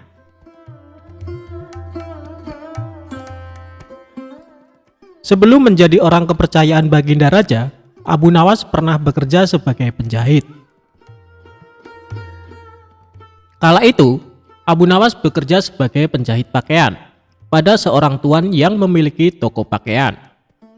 Karena sifatnya yang sangat rajin dan ulet dalam bekerja, maka Abu Nawas sangat dipercayai oleh tuan majikannya. Bahkan di tempat kerjanya, Abu Nawas dicap sebagai salah satu pekerja yang paling teladan. Namun sayangnya tuan majikan Abu Nawas adalah orang yang sangat pelit sekali. Bahkan tuannya tersebut tidak pernah memberikan perhatian khusus apalagi bonus kepada Abu Nawas. Tidak jarang tuannya tersebut sering membawa banyak sekali makanan ke tempat usahanya. Namun tidak ada satupun pekerja yang diberikan atau ditawari makanan tersebut. Sehingga sikap tuannya tersebut lama-kelamaan membuat Abu Nawas merasa jengkel. Karena sudah terlalu jengkel dengan tuannya, pada sebuah kesempatan Abu Nawas akhirnya memutuskan untuk mengerjai tuannya tersebut. Abu Nawas mengerjai majikannya dengan alasan ingin bunuh diri menggunakan racun. Suatu ketika, tuan majikan Abu Nawas datang dengan membawa sebuah kendi yang berisi madu. Karena Abu Nawas melihat hal itu, kemudian dia menghampiri tuannya sembari menanyakan apa isi dari kendi tersebut. Selain itu, ia juga meminta kepada tuan majikannya agar diberikan isi dari kendi tersebut. Karena tuannya sangat pelit, maka dengan sengaja ia berbohong kepada Abu Nawas dengan mengatakan kendi tersebut berisi racun. Abu Nawas pun kemudian hanya mengangguk tanda ia percaya kepada tuan majikannya. Padahal dirinya mengetahui kalau tuan majikan sedang berbohong tentang isi kendi tersebut. Terlebih lagi, Abu Nawas sempat mencium bau madu dari kendi yang dibawa oleh tuan majikannya. Tidak lama kemudian, tuan majikan Abu Nawas harus pergi karena ada keperluan. Karena dirasa kendi yang berisi madu tersebut aman dari para pekerjanya, termasuk Abu Nawas, maka kendi tersebut tetap dibiarkan di sana. Melihat kendi berisi madu tersebut ditinggalkan oleh tuannya, maka Abu Nawas tidak membuang-buang kesempatan. Dia pun berusaha menjual sepotong pakaian dan membeli sebuah roti untuk dimakan dengan madu milik tuannya. Setelah berhasil menjual pakaian dan membeli roti, Abu Nawas langsung melahapnya bersama madu milik majikannya. Dia pun memakan roti dan madu majikannya dengan sangat lahap. Tanpa sadar, madu tersebut akhirnya habis tidak tersisa. Dalam kondisi yang kekenyangan, Abu Nawas kemudian meletakkan kendi itu ke tempat semula, lalu melanjutkan pekerjaannya. Tidak lama berselang, majikannya pun kembali dan membawa sebungkus roti yang akan dimakan bersama madunya. Kemudian, majikan Abu Nawas tersebut langsung menghampiri kendi miliknya untuk mengambil madu yang ada di dalamnya. Namun alangkah terkejutnya sang majikan setelah mengetahui kendi tersebut kosong dan tidak ada madunya. Selain itu, ia juga merasa sangat kesal karena mengetahui sepotong kainnya telah hilang tanpa adanya laporan. Kemudian tuan itu berbicara kepada dirinya sendiri dan menganggap hal ini pasti ulah dari Abu Nawas. Selanjutnya, tuan majikan tersebut langsung menghampiri Abu Nawas yang sedang sibuk menjahit pakaian sembari berkata seperti ini. Abu Nawas, apa yang sebenarnya terjadi? Mengapa isi kendi ini kosong? Dan sepotong pakaian telah hilang? Tanya tuannya kepada Abu Nawas. Maaf tuan, tadi sewaktu tuan pergi ada sekelompok pencuri datang mengambil sepotong pakaian, jawab Abu Nawas. Lantas apa yang kamu lakukan kepada pencuri itu? Tanya tuannya lagi. Aku ketakutan dan tidak bisa berbuat apa-apa, kata Abu Nawas sambil pura-pura ketakutan. Lalu, mengapa isi kendiku hilang? Apakah diminum juga oleh pencuri itu? Tanya tuan majikan kembali. Abu Nawas pun mengatakan bukan pencuri itu yang meminum isi kendi tuan majikannya. Karena yang meminum isi kendi tersebut adalah dirinya, sebab ia berniat bunuh diri dengan racun yang ada di dalam kendi tersebut. Karena takut akan dimarahi oleh tuan, maka aku putuskan untuk memilih bunuh diri saja menggunakan racun yang ada di dalam kendi tersebut. Hamba pikir hamba akan mati, tapi ajal hamba belum sampai tuan, kata Abu Nawas kepada majikannya. Mendengar perkataan jujur dan keahlian akal pikir Abu Nawas, tuannya tersebut tidak jadi marah. Selain itu, majikannya tersebut akhirnya sadar apa yang sudah terjadi, karena ulah dirinya yang sangat pelit kepada pekerjanya.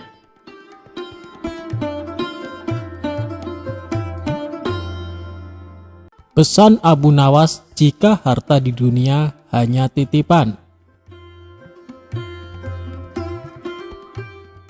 Suatu hari, seperti sebelumnya, Abu Nawas dipanggil oleh Baginda Raja di istana kerajaan. Dan terjadilah percakapan yang cukup panjang antara keduanya. Kali ini Abu Nawas sedang memperingatkan Baginda Raja perihal harta dunia yang tidak akan dibawa mati ke kuburan. Abu Nawas sendiri sudah mengetahui jika Baginda Raja ingin menjadikannya sebagai saudara dengan memberikan banyak hadiah serta fasilitas kepada Abu Nawas. Singkatnya, Abu Nawas menegur Baginda Raja dengan sangat santai dan tanpa basa-basi terlebih dahulu. "Wahai Baginda Raja, bagaimana nanti jika Allah Subhanahu wa Ta'ala menghadapkan Anda di hadapannya, lalu meminta pertanggungjawaban Anda tentang lalat hitam, burung kenari, dan kulit ari?" kata Abu Nawas kepada Baginda Raja. Begitu mendengar penuturan Abu Nawas yang tiba-tiba berbicara seperti itu, membuat Baginda Raja sedih, sehingga ia sampai menangis terseduh-seduh. Melihat rajanya bersedih, salah seorang dari kepala pengawal segera bertindak dengan menegur dan memarahi Abu Nawas. "Wahai Abu Nawas, engkau diamlah, engkau telah menyakiti hati sang raja," bentak kepala pengawal kerajaan itu kepada Abu Nawas. "Biarkan dia," kata Baginda Raja. "Sebenarnya yang merusak dan menyakiti itu Anda," kata Abu Nawas dengan berani. "Begini Abu Nawas, saya ingin mengikat tali persaudaraan denganmu dengan memberi hadiah-hadiah dan juga fasilitas," kata Baginda Raja. "Kembalikan saja semua harta ke tempat semula yang hendak Paduka berikan kepada hamba," jawab Abu Nawas. "Lalu bagaimana dengan kebutuhanmu?" tanya Baginda Raja. "Aku ingin Anda tidak melihatku dan aku pun tidak melihat Paduka. Ketahuilah, wahai Amirul Mukminin, Aiman bin Nail dari Qudamah bin Abdullah Al-Kalabi pernah berkata, aku telah melihat Rasulullah Shallallahu Alaihi Wasallam melempar jumroh Aqobah di atas untanya yang kemerah-merahan tanpa ada pukulan dan tidak pula dengan pengusiran," jawab Abu Nawas. Setelah berkata demikian, Abu Nawas segera meninggalkan istana sambil bernyanyi. Berikut nyanyian Abu Nawas. "Persiapanmu telah memenuhi bumi sepenuhnya. Hambamu mendekat dan sekarang apa? Bukankah engkau akan mati dalam kuburan? Pewarismu mengelilingi, hartamu tak dapat engkau gunakan lagi." Cerita tersebut memberi pesan jika dunia ini hanya tempat persinggahan yang sementara. Hidup dengan memiliki harta yang banyak tidak dilarang dalam agama Islam.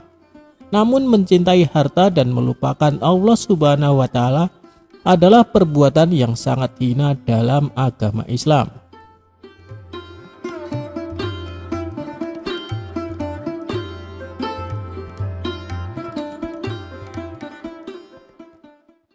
Pesan Abu Nawas kepada orang yang suka pamer harta.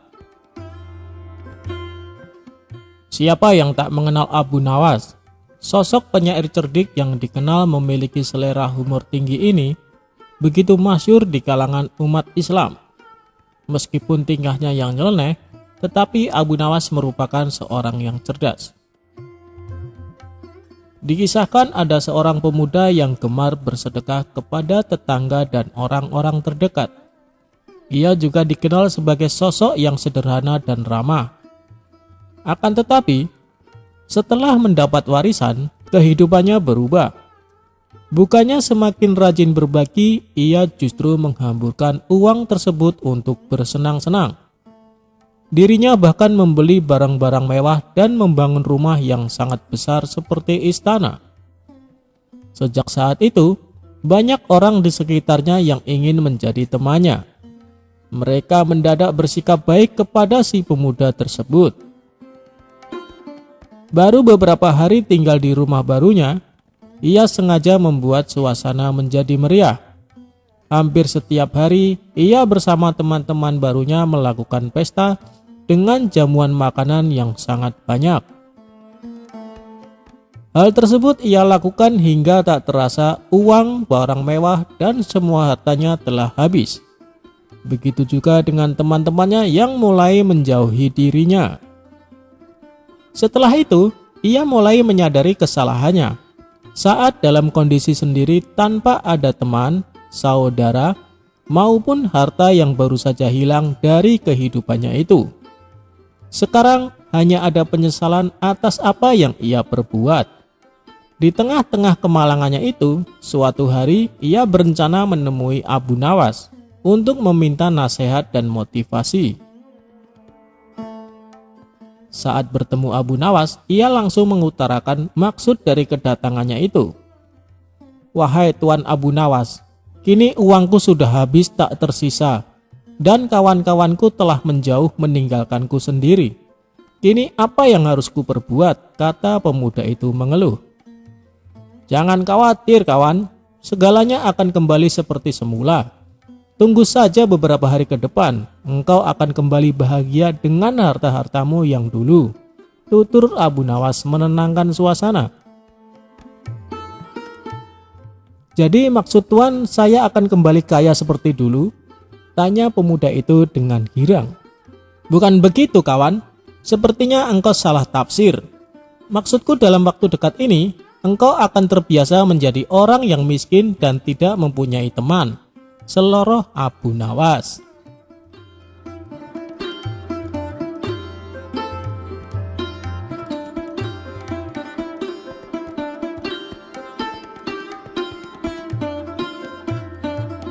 Perebutan tanah Abu Nawas dan Abu Jahal.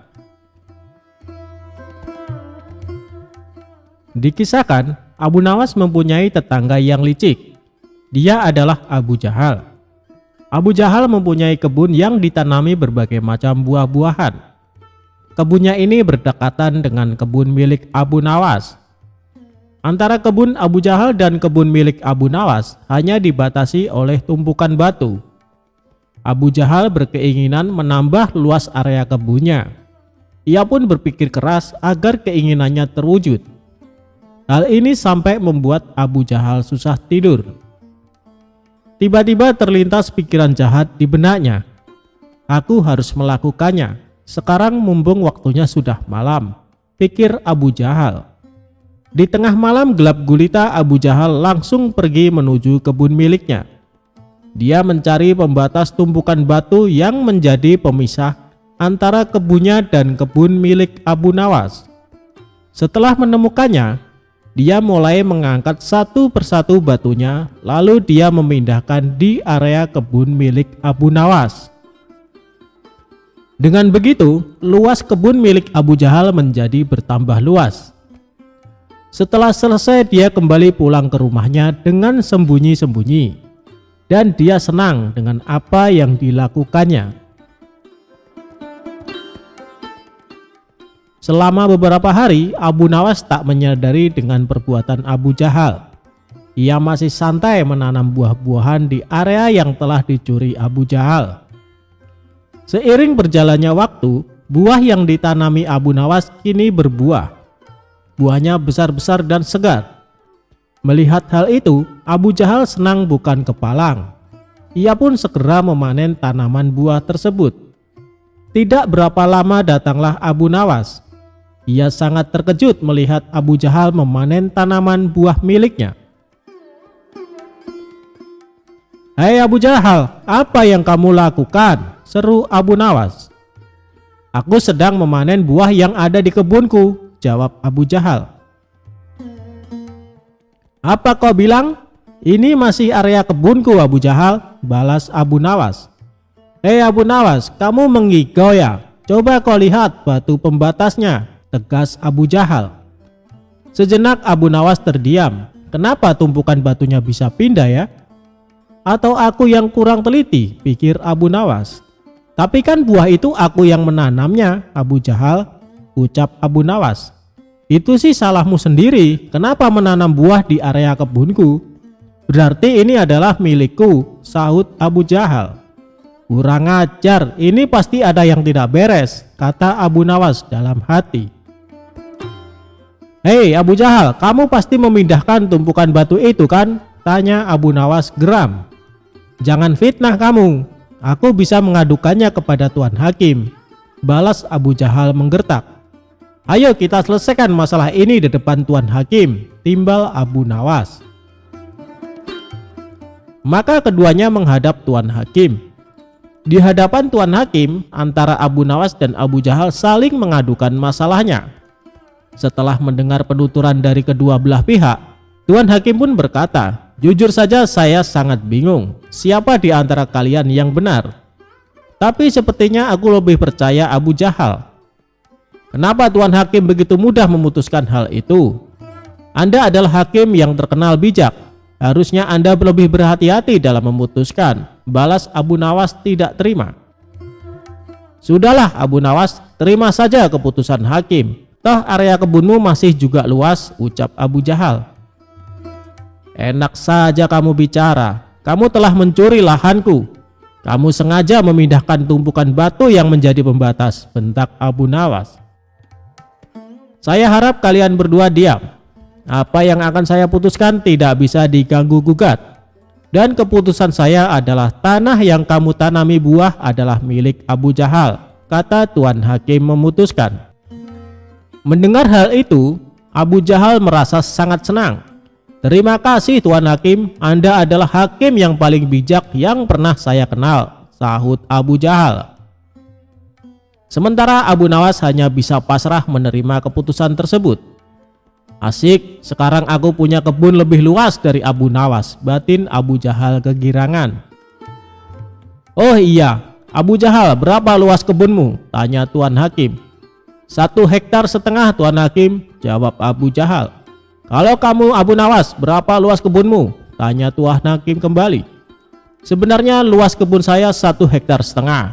Tapi karena setengahnya dicuri sama Abu Jahal, luasnya jadi tinggal 1 hektar, jawab Abu Nawas. Kalian tahu tidak kenapa saya tanya luas kebun kalian? Karena kemarin saya dapat surat langsung dari Baginda Raja. Beliau memerintahkan kepada saya, barang siapa yang mempunyai kebun yang luasnya lebih dari 1 hektar, maka akan disita negara beserta isi-isinya. Dan bagi siapa saja yang menentang peraturan ini akan dihukum mati. Hal ini Baginda Raja terpaksa lakukan karena kondisi keuangan negara sedang krisis, kata sang hakim menjelaskan. Seketika raut wajah Abu Jahal yang tadinya ceria mendadak berubah menjadi terkejut. Waduh, celaka. Aku akan kehilangan kebunku, pikir Abu Jahal ketakutan.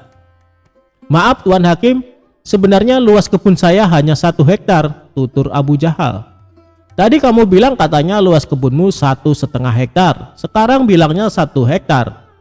Kamu jangan main-main Abu Jahal, bentak Tuan Hakim. Saya berani bersumpah Tuan Hakim, kebun saya memang luasnya hanya 1 hektar. Tumpukan batu yang jadi pembatas antara kebun saya dan kebun milik Abu Nawas telah saya pindahkan dari tempatnya, ujar Abu Jahal. Oh begitu. Jadi tanah yang ditanami buah oleh Abu Nawas sebenarnya masih area kebun Abu Nawas, tanya Tuan Hakim memastikan. Benar Tuan Hakim, jawab Abu Jahal. Bagaimana denganmu Abu Nawas? Apakah benar luas kebunmu 1,5 hektar? Tanya Tuan Hakim kepada Abu Nawas. Benar Tuan Hakim, jawab Abu Nawas semakin pasrah. Nah kalau begini kan jelas siapa yang sebenarnya berbohong. Pengawal, tangkap Abu Jahal dan masukkan ke dalam penjara karena dia telah mengaku mencuri area kebun milik Abu Nawas, perintah Tuan Hakim. Tapi Tuan Hakim, kebun saya tidak disita kan? Tanya Abu Jahal khawatir. Tidak ada yang namanya penyitaan. Itu hanya trik saya saja supaya saya bisa menyelesaikan perkara kalian berdua dengan adil, balas Tuan Hakim. Mendengar hal itu, Abu Jahal langsung terkulai lemas, sementara Abu Nawas tersenyum bahagia karena ia bisa mendapatkan kembali luas kebunnya. Demikianlah kisah cerdik Abu Nawas melawan Abu Jahal.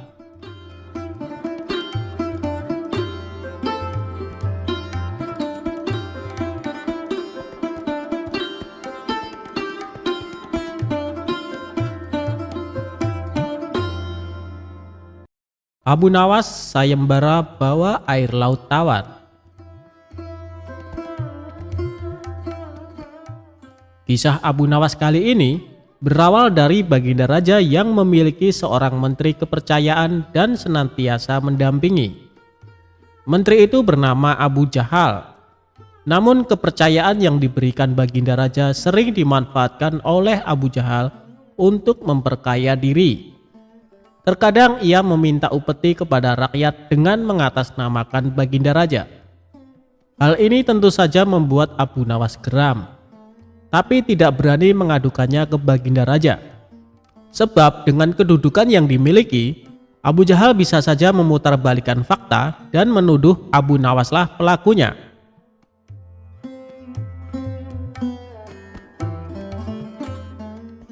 Seiring berjalannya waktu, penasehat istana meninggal dunia. Baginda Raja sangat kehilangan dan belum bisa menemukan penggantinya.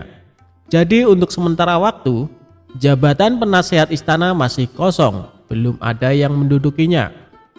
Kesempatan ini segera dimanfaatkan Abu Jahal. Ia ingin sekali menduduki jabatan tersebut.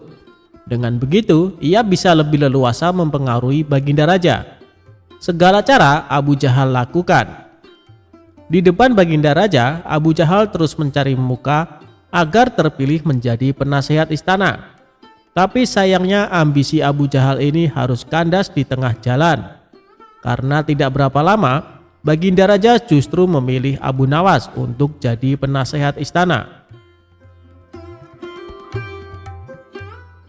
Keputusan Baginda Raja ini tentu saja membuat Abu Jahal kecewa, sehingga ia menaruh dendam kepada Abu Nawas. Suatu hari ketika Abu Jahal melihat Abu Nawas sedang duduk bersama Baginda Raja, timbul pemikiran di kepalanya. Seharusnya aku yang duduk di tempat Abu Nawas. Abu Nawas tidak pantas duduk di situ. Abu Nawas itu apa dia? Tidak mampu mengurus masalah kerajaan. Pantasnya dia jadi pelawak istana, gerutu Abu Jahal dalam hati.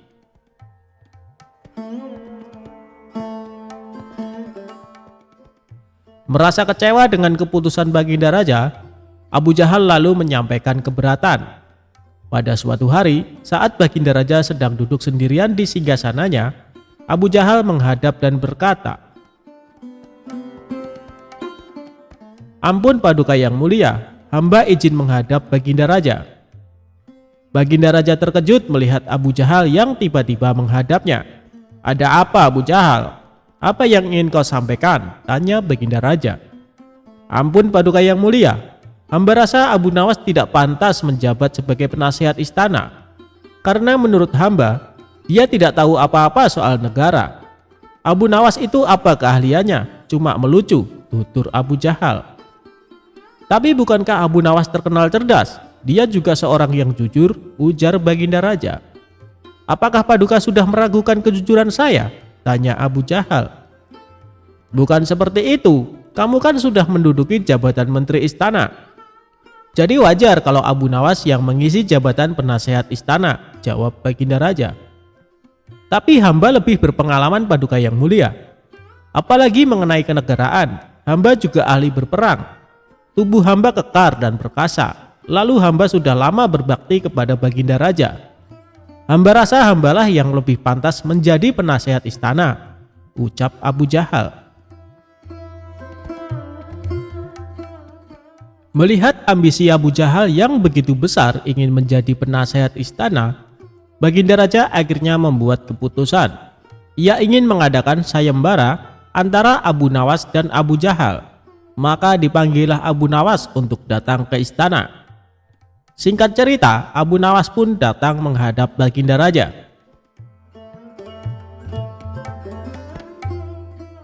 "Ampun Paduka yang mulia, ada gerangan apa memanggil hamba?" tanya Abu Nawas.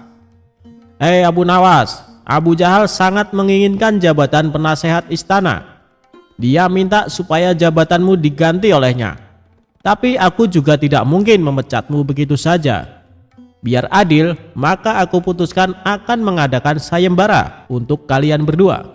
Siapa yang jadi pemenangnya, maka dialah yang berhak menjadi penasehat istana," jelas Baginda Raja. Sejenak Abu Nawas terdiam dan berpikir, Abu Jahal pasti punya rencana busuk. Jangan sampai dia jadi penasehat istana. Bisa-bisa rakyat makin tertindas oleh kelakuannya, pikir Abu Nawas.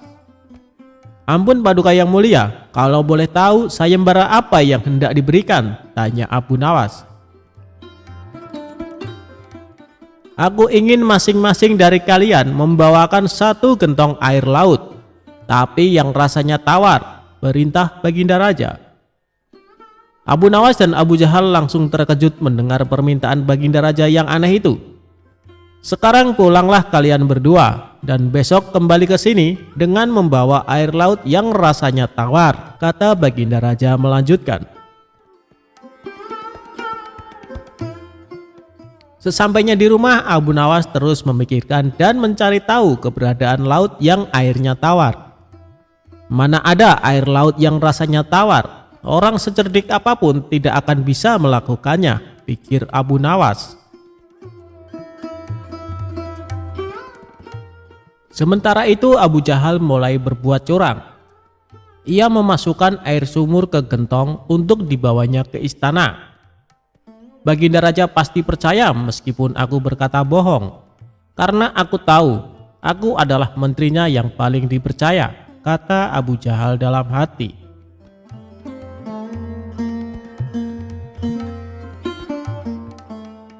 Keesokan harinya, Abu Nawas dan Abu Jahal datang ke istana dengan membawa gentong masing-masing. Bagaimana? Apa kalian sudah mendapatkan airnya? Tanya Baginda Raja. Sudah Paduka yang mulia, jawab Abu Jahal dan Abu Nawas serempak. Kemudian Abu Jahal maju lebih dulu menyerahkan gentongnya. Ini Paduka, air laut permintaan Paduka, ucap Abu Jahal. Baginda Raja lalu mencicipi air yang dibawa Abu Jahal. Bagus Abu Jahal, air ini rasanya tawar.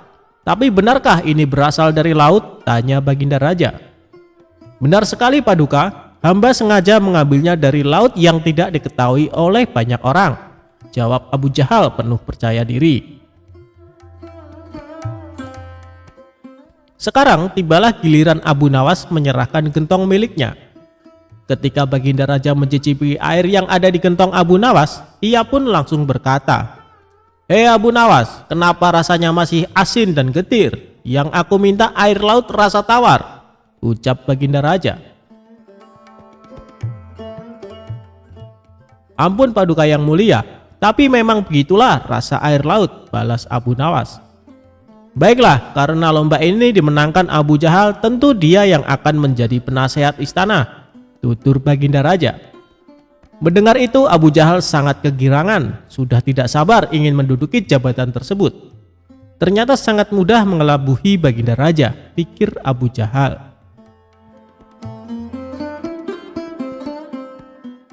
Tapi tiba-tiba Baginda Raja kembali berkata, "Hai Abu Jahal, di mana kamu menemukan laut yang airnya tawar? Antarkan aku ke sana sekarang, aku ingin mandi di sana," titah Baginda Raja. Seketika wajah Abu Jahal menjadi pucat, tubuhnya lemas dan gemetaran. "Anu Paduka yang mulia, hamba kenapa? Kalau kamu tidak bisa membuktikannya, berarti kamu telah membohongiku," ucap Baginda Raja. "Ampun Paduka yang mulia, air yang hamba bawa memang bukan air laut, tapi air dari sumur," kata Abu Jahal ketakutan. "Kamu lancang Abu Jahal, kamu kira aku anak kecil yang mudah dikelabui? Karena kamu telah berani berbohong, maka sebagai hukumannya kamu bukan hanya gagal jadi penasehat istana, tapi juga akan dipecat dari menteri. Kamu juga harus menjalani hukuman penjara," bentak Baginda Raja. Kemudian Baginda Raja memerintahkan beberapa pengawal untuk menangkap Abu Jahal dan memasukkannya ke penjara. Kini tinggallah Abu Nawas di hadapan Baginda Raja. "Hei Abu Nawas, bukankah kamu terkenal cerdik? Bisa saja kamu membohongiku, dan dengan kecerdikanmu itu kamu tentu bisa menutupi kebohonganmu. Tapi kenapa tidak kau lakukan?" tanya Baginda Raja. "Ampun Paduka yang mulia, hamba memang cerdik, tapi hamba bukan pembohong. Secerdik apapun manusia, tidak akan ada yang bisa mengubah rasa air laut menjadi tawar," terang Abu Nawas. "Kamu benar Abu Nawas, itulah orang yang saya cari untuk menduduki jabatan sebagai penasehat istana. Cerdik dan jujur," kata Baginda Raja tersenyum puas.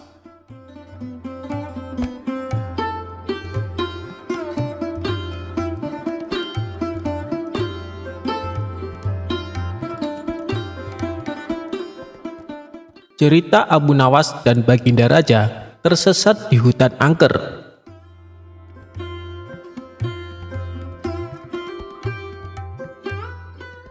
Cerita Abu Nawas kali ini bermula dari Baginda Raja yang baru saja melantik hakim baru istana. Hakim tersebut terkenal jujur dan baik hati.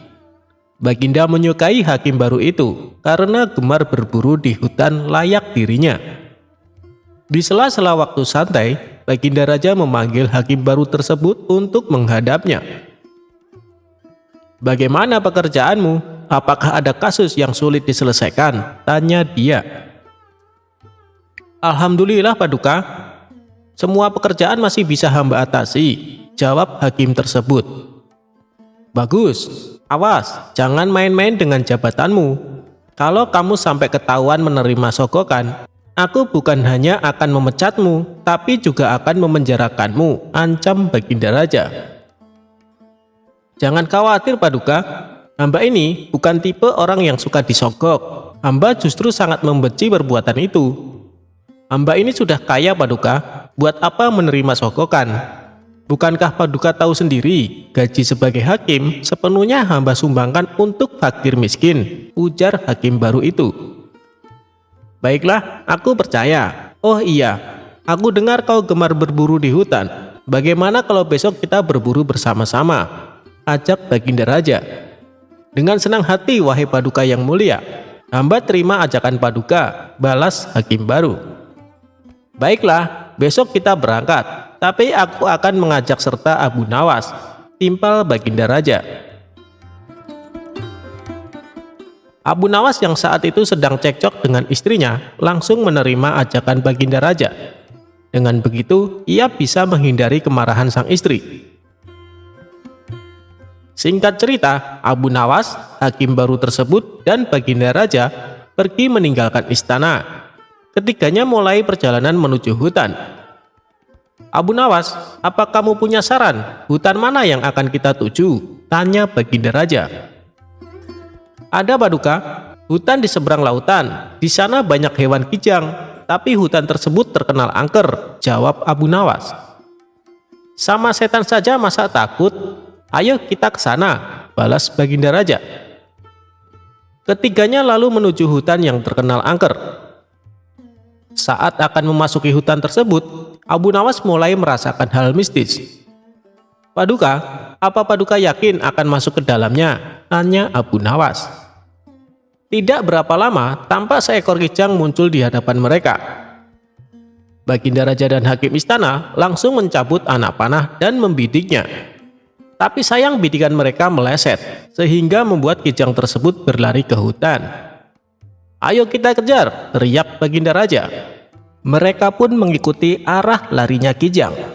Ketika sedang mengejar hewan buruan, tiba-tiba muncul seekor harimau. Melihat ada mangsa di depannya, harimau itu langsung mengejarnya. Baginda Raja dan Abu Nawas serta hakim istana spontan berlari menghindari kejaran harimau tersebut. Setelah beberapa lama kemudian, akhirnya mereka bertiga pun selamat. Namun alangkah terkejutnya mereka saat mengetahui tengah berada di dalam hutan. Pasalnya, mereka bertiga tersesat di tengah hutan yang angker. Mereka tidak tahu harus meminta bantuan kepada siapa. Di tengah situasi yang mencekam itu, tiba-tiba muncul kakek tua misterius yang berpakaian serba putih. Kakek tua itu menanyakan perihal kedatangan mereka ke hutan tersebut. "Kenapa kalian sampai ke tempat ini? Tahukah kalian kalau tempat ini sangat berbahaya?" tanya kakek tua tersebut. "Kami tersesat, Kek. Apakah kakek bisa membantu kami?" kata Baginda Raja. "Aku bisa membantu kalian, tapi masing-masing dari kalian hanya dibatasi satu permintaan," balas kakek tua. Kemudian Baginda Raja mengungkapkan keinginannya. Begini kek, aku ingin pulang ke istana. Aku ini adalah raja. Aku tidak ingin kehilangan istanaku. Minta Baginda Raja. Baiklah, keinginanmu aku kabulkan, jawab kakek tua. Seketika Baginda Raja langsung menghilang dan dengan sekejap ia sudah berada di istana, duduk di singgasana bersama sang permaisuri. Syukurlah, akhirnya aku bisa kembali berada di sini, ucap Baginda Raja. Sekarang giliranmu, apa permintaanmu? Tanya kakek tua kepada hakim istana. Aku adalah hakim istana yang kaya raya. Aku ingin pulang ke rumahku yang megah. Aku tak mau kehilangan harta kekayaan. Aku ingin secepatnya berkumpul dengan istri dan anak-anakku, pinta hakim baru tersebut. Baiklah, keinginanmu aku kabulkan, jawab si kakek tua. Seketika hakim istana langsung menghilang dan berada di rumah megahnya berkumpul dengan istri dan anak-anaknya. Kini tinggal Abu Nawas seorang di dalam hutan. Sekarang giliranmu, apa permintaanmu? Tanya kakek tua kepada Abu Nawas. Aku ini orang miskin kek, rumahku kecil dan tidak ada harta yang berharga di rumah. Aku juga sedang cekcok dengan istri. Aku tidak tahan dengan omelannya. Hal inilah yang membuatku tidak betah di rumah. Jadi aku meminta supaya Baginda Raja dan hakim istana kembali ke sini untuk menemaniku, pinta Abu Nawas. Seketika permintaan Abu Nawas terkabul, Baginda Raja dan hakim istana tiba-tiba kembali berada di sampingnya. Hakim istana dan Baginda Raja terkejut dengan kejadian ini. Kenapa kami kembali berada di sini? Tanya Baginda Raja dan hakim istana. Itu atas permintaan kawanmu. Katanya dia sedang tidak betah di rumah. Dia ingin kalian berdua menemaninya di sini, jawab kakek tua itu. Abu Nawas, kamu kurang ajar, teriak hakim istana dan Baginda Raja. Sementara si kakek tua misterius itu langsung menghilang dari hadapan mereka. Itulah cerita Abu Nawas, Baginda Raja, dan hakim istana yang tersesat di hutan angker.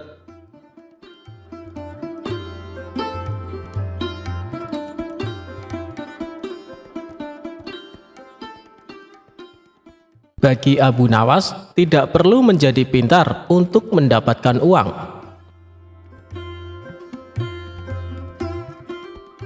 Abu Nawas memiliki tetangga, sebut saja Abu Jahil. Abu Jahil selalu merasa lebih pintar dari Abu Nawas.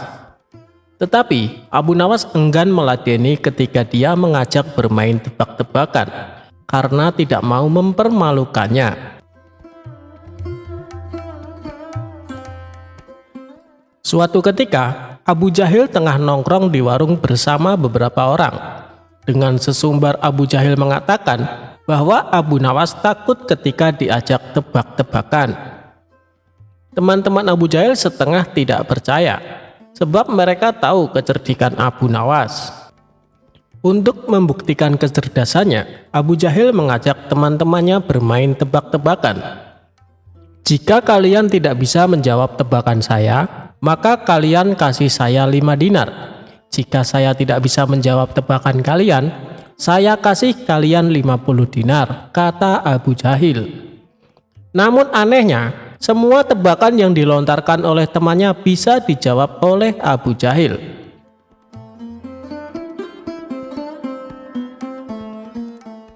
Tak lama kemudian, Abu Nawas datang.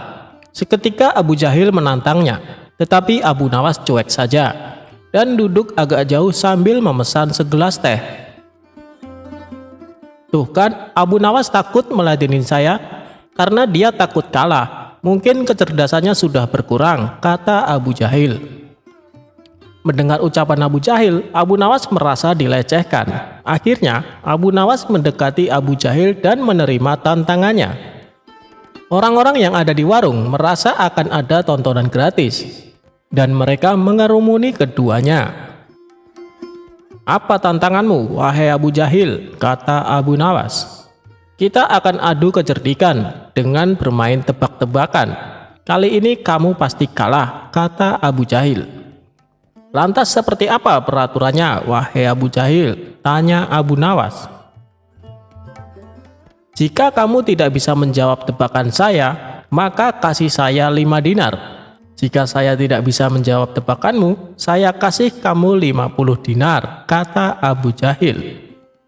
Akhirnya Abu Nawas menyetujui aturannya. Tetapi Abu Jahil meminta agar mengajukan pertanyaannya terlebih dahulu. Tebak-tebakan pun dimulai. Berapa jarak bumi dengan langit? Tanya Abu Jahil. Mendengar pertanyaan seperti itu, Abu Nawas terkejut. Lalu Abu Nawas merogoh sakunya dan memberikan uang 5 dinar ke Abu Jahil. Sekarang giliran Abu Nawas memberikan pertanyaan. Hewan apa yang kakinya 3? Tanya Abu Nawas. Mendengar pertanyaan itu, Abu Jahil juga kaget. Tetapi ia berpikir keras untuk mencari jawaban. 1 jam kemudian, dia belum bisa menemukan jawabannya. Akhirnya ia terpaksa memberikan 50 dinar ke Abu Nawas. Memangnya hewan apaan, Abu Nawas? Tanya Abu Jahil penasaran. Mendengar pertanyaan itu, Abu Nawas memberinya 5 dinar. Saya butuh jawaban, bukan uang, kata Abu Jahil. Saya tidak tahu jawabannya, makanya saya kasih 5 dinar. Kan begitu aturannya, kata Abu Nawas. Sekarang giliran saya bertanya, lanjut Abu Nawas. Hewan apa yang kakinya 3? Tanya Abu Nawas. Kan sudah ditanyakan, kenapa ditanyakan lagi? Protes Abu Jahil. Kamu kan belum bisa menjawabnya. Tadi kan aku kasih kamu 5 dinar karena tidak bisa menjawab pertanyaan yang sama, kata Abu Nawas. Untuk itu, terpaksa Abu Jahil memberikan 50 dinar lagi untuk Abu Nawas. Tebak-tebakan pun berakhir dengan Abu Jahil pergi dengan wajah malu dan kesal, sementara Abu Nawas tertawa cekekekan. Dalam permainan itu, Abu Nawas untung 90 dinar dengan bermodal pertanyaan hewan berkaki 3.